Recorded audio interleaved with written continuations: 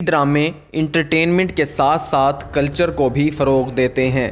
نوجوان نسل خصوصی طور پر خواتین و بچے جو کچھ دیکھتے ہیں ان پر گہرے اثرات مرتب ہوتے ہیں، حتیٰ کہ جیولری، لباس، کٹنگ، جوتے، گاڑی اور میک اپ تک ڈرامے دیکھ کر ہی سلیکٹ کیا جاتا ہے۔ اس لیے ہمیں اپنے بچوں کو اپنا کلچر، اپنی تہذیب، لباس، رہن سہن، بول چال اور اپنے طور طریقے سکھانے کے لیے اپنے ڈراموں کو فروغ دینا چاہیے، نہ کہ انڈین نوجوان نسل کے بگاڑ میں والدین، اساتذہ، نصاب تعلیم، مخلوط نظام تعلیم، روشن خیالی، اسمارٹ فون اور سوشل میڈیا کا غلط استعمال ہے۔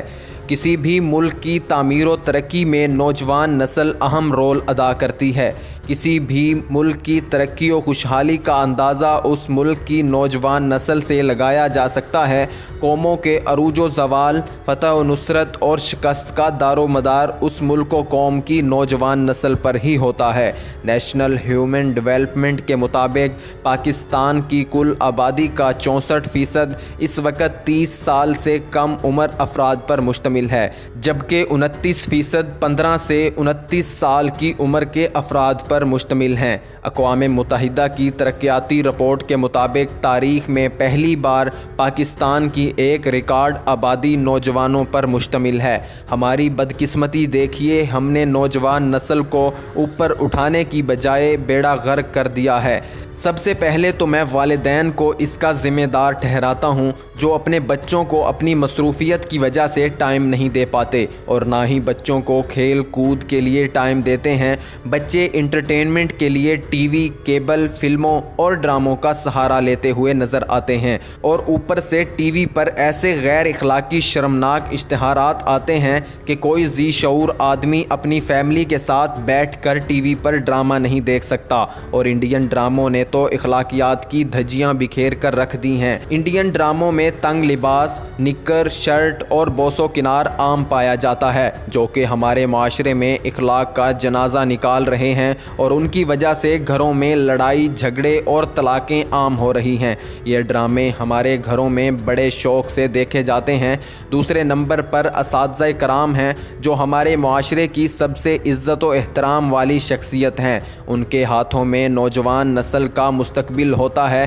بدقسمتی سے زیادہ تر اساتذہ مخلوط نظام تعلیم اور روشن خیالی کے شوقین ہیں، کیونکہ وہ بھی اپنی نفسیاتی خواہشات کے غلام بن چکے ہیں۔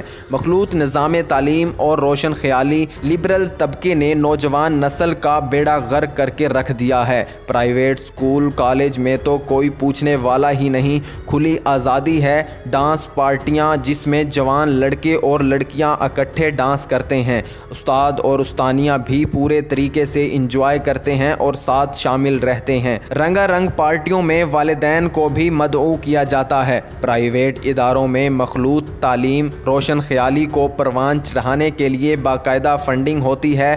پرائیویٹ اب تو گورنمنٹ اسکولوں میں بھی میٹرک تک لیڈی ٹیچر رکھی جانے لگی ہیں۔ نوجوانوں کے بگاڑ میں اسمارٹ فون کا بھی حصہ کم نہیں ہے۔ اسمارٹ فون طالب علم نوجوانوں کے لیے کسی ڈرگ سے کم نہیں، اوپر سے انٹرنیٹ کا بے جا اور غلط استعمال جس نے نوجوانوں کے دماغوں کا بیڑا غرق کر کے رکھ دیا ہے۔ یہ کیسے ہو سکتا ہے کہ نوجوان کے پاس اسمارٹ فون ہو اور انٹرنیٹ کا پیکج نہ لگائے، اور پھر انٹرنیٹ کا پیکج لگا ہو اور دماغ فلموں، ڈراموں اور غیر اخلاقی ویڈیوز کی طرف متوجہ نہ ہو؟ جب ایک ہاتھ میں اسمارٹ فون اور ایک ہاتھ میں کتابیں ہوں، رزلٹ آپ خود ہی نکال لیں۔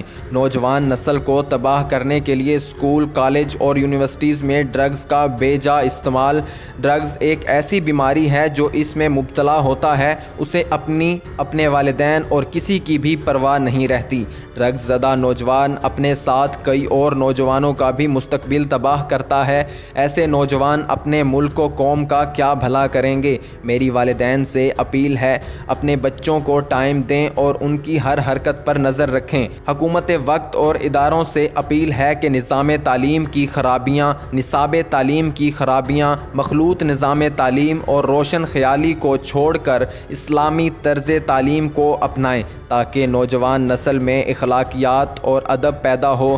گورنمنٹ کو چاہیے کہ سوشل میڈیا پر غیر اخلاقی ایکٹیویٹیز، غیر اخلاقی ویب سائٹس پر مکمل پابندی لگائی جائے، ٹی وی پر غیر اخلاقی اشتہارات بند کیے جائیں، اشتہارات چھان بین کرنے کے بعد چلائے جائیں، انڈین ڈراموں پر مکمل پابندی لگائی جائے، سیرت النبی صلی اللہ علیہ وسلم کے پروگرام کیے جائیں۔ ان اقدامات کرنے سے ہم کسی حد تک اپنی نوجوان نسل کو مستقبل میں روشن دیکھ سکتے ہیں۔